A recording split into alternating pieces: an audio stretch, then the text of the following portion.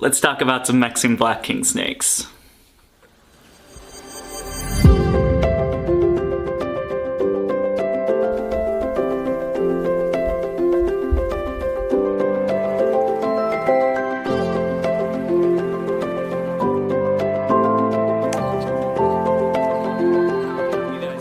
I own a pair of Mexican black king snakes. I don't show them off too much on this channel.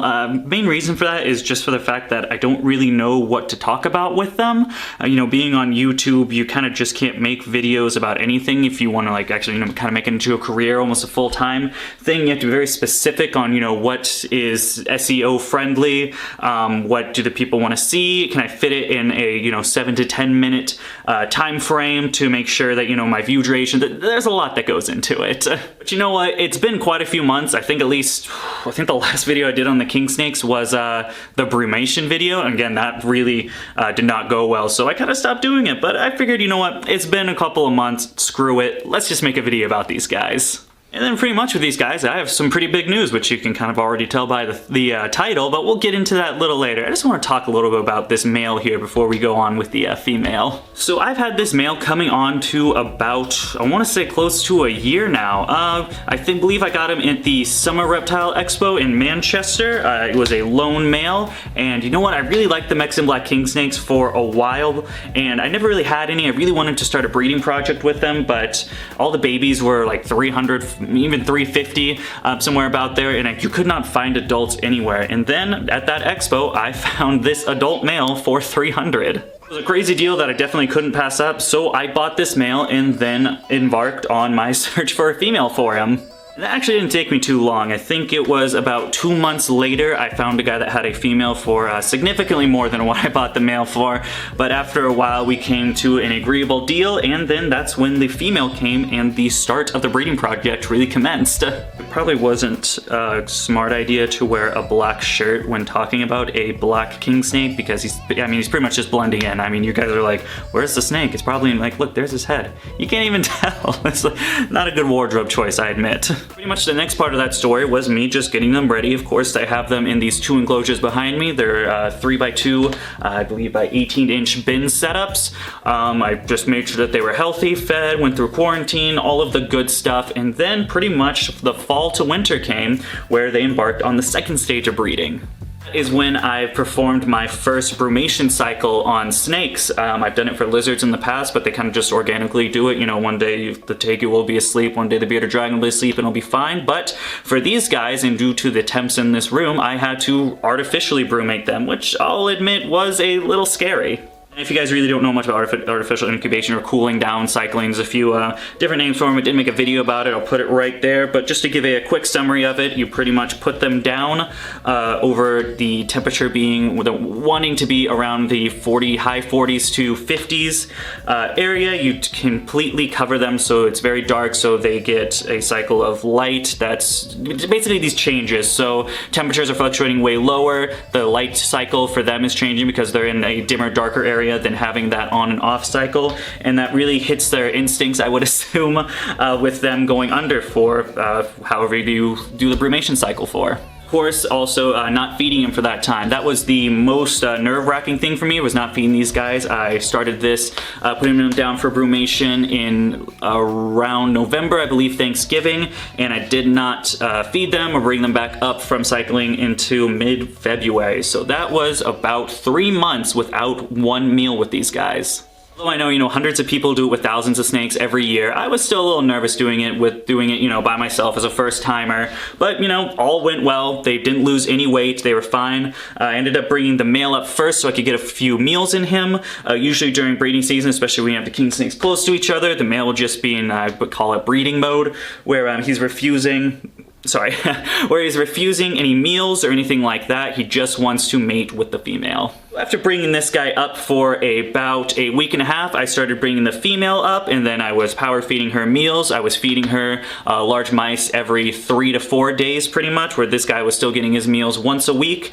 And then I started attempting to lock. As you guys can tell from the intro, it went pretty well, you know? They did lock. I got 3 confirmed locks from them.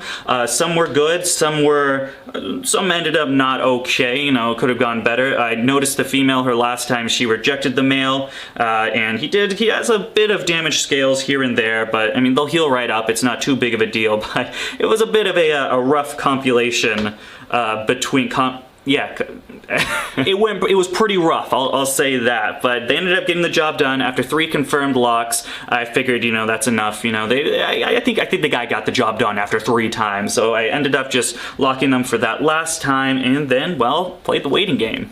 Fast forward 3 more weeks to about today, and we have some pretty exciting news that we're gonna get into right now. All right, bud, time for you to go back. Say bye-bye to the camera. That's, oh, okay.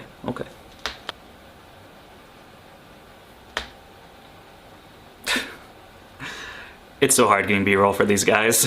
The big news that everyone's been waiting for by the title, and as you can see right here, my female Mexican black kingsnake is one, definitely grab it. I mean, look at the size of her compared to the male. I just think she's about twice as big now, so there's definitely a bunch of little eggs going on in there, and as you can see, obviously as well, she is in her pre-lay shed. I am so excited for this, guys. Right now she is in deep blue. She should be shedding any day now, probably tomorrow or even the next. And then at that point, giving it probably a week to a couple of weeks, I'll have some Mexican black kingsnake eggs. I am so stoked for this, guys. I have waited so many months for this day to finally get Mexican black kingsnake eggs. I already got the incubator all set up, and I actually have a juvie or a baby kingsnake rack system downstairs. I'm gonna build it. I don't know, I just haven't had the time to build it yet. I will be building it soon, of course. I'll make a video on the process in my review. The rack system comes with sea serpents. It was the best, I think, bang for your buck as far as starter rack systems go. You know, I didn't really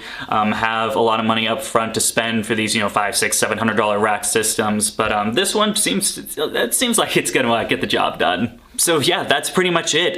We're gonna be having some Mexican black kingsnake eggs soon, which means, you know, if all goes to plan, you know, those eggs are fertile, and I was able to incubate them correctly and they all hatch out, I should be having some baby Mexican black kingsnakes that are ready to be up for grab sometime probably around the end of summer. I can't say it enough. I am so excited for these guys. Colubrids have definitely, it's opened my eyes to kingsnakes, just how great colubrids are. It's gotten to the point that, you know, once these Mexican black babies do go and I end up selling them, I'm actually going to be using the money into getting some more old world rat snakes. I like to grab some of the more uncommon stuff, you know, instead of going with like some corn snakes, you know, nice tessera, lava, charcoal, things like that. While I do enjoy those more genetics, I do actually want to get more into the more uncommon stuff, you know, mandarin rat snakes, Thai bamboos, some rhinos definitely. I saw R&B had a male that I am just so regretful that I don't have the cash for him because it looks amazing. But yeah, all we can do right now is just play the waiting game, and hopefully in a couple of weeks I'll have some eggs to show you guys and how to incubate them. It was probably a little short. I didn't really know too much how to talk about it. I do want to make it extended a little bit, so let's pull out the red tail. Why not? Whew. Man, it is a big difference going from some 3-foot colubrids to a, you know, 7-foot snake. It is pretty, there's a big weight difference for sure. Viv is doing great. She's up and around as always. She did get a big meal a few days ago, so we're gonna keep this a little short. I do not want a double XL rat poop on me, but she is just awesome. Something that I did notice a little bit ago is the fact that she did suffer some nose rub. You can see on the tip of her nose. Here, let's see if I can. Oh, come on. Well, it's not. Yeah, she did get some nose rub, unfortunately. I don't know if she just wasn't, if she felt like she wanted to eat more and I just wasn't feeding her enough and she was just exploring too much and rubbing her face against the glass. Yeah, I've been feeding her every 3 to 4 weeks. I mean, she's like I don't even remember. She's like 3 or 4 years old at this point, so I figured, you know, 3 to 4 weeks per meal. I mean, she's getting very large rats. I just bumped her up to the next size. So I thought it was good enough, but apparently, you know, she wants a little more food, so I upped it to the next size. She now has the double XL rats that I got from Rodent Pro. She's just, I love boas, man. They just go all around. Hey, God, she's going on the bends.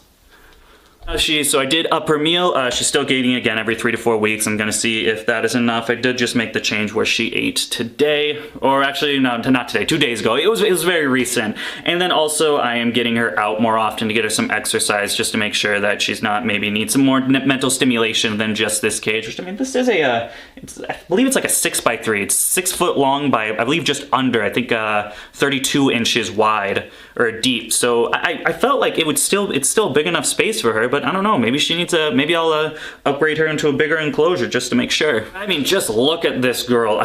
she is a whopper. Look at the size of this gal.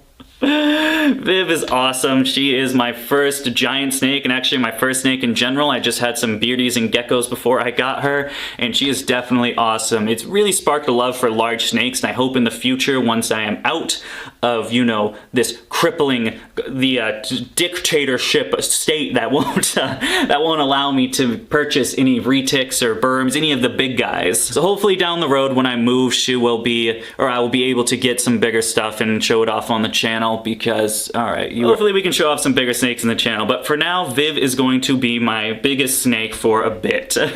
Alright guys, this girl's giving me a run for my money and quite the workout, so she's going on the bends again. So I'm going to wrap the video up here. As always, if you like the video, please feel free to give us a thumbs up. If you want to see some more of... Sorry, the memory card ran out of space. I'm waiting for UPS or USPS, whatever the delivery service day. Get me a new one, should be here in a couple of days. If you want to see some more of my animals or my breeding products, you could follow me on Facebook and Instagram at DBCB Exotics. And of course, as always, we have the podcast, The Herp Hour. The Herp Hour is a podcast I do with myself and Professor Herp. We stream every Saturday at 5 p.m. Eastern Standard Time. I'll leave a link right in the description if you want to check that out. And other than that, thank you guys for watching. I hope you have a great day.